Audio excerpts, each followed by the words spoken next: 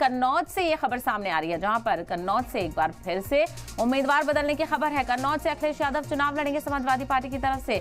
वाज़ेह हो कि 25 अप्रैल को अपना नॉमिनेशन भी दाखिल करेंगे। पहले तेज प्रताप यादव को टिकट दिया गया था, लेकिन अब समाजवादी पार्टी सदर खुद कन्नौज से चुनाव लड़ेंगे। और हालांकि पहले दिन से ही देखा जाए तो उम्मीदवारों की तरफ से आज अखिलेश यादव से ही चुनाव लड़ने की अपील की जा रही थी। उन्हीं के नाम की कयासराइयां लगाई जा रही थी, लेकिन समाजवादी पार्टी में लगातार कंफ्यूजन देखने को मिल रहा है और पहले किसी और उम्मीदवार का नाम का ऐलान किया जाता है और फिर उसको दोबारा से बदला जाता है। तो कई सीटों पर इस तरह का कंफ्यूजन समाजवादी पार्टी में देखने को मिल रहा है।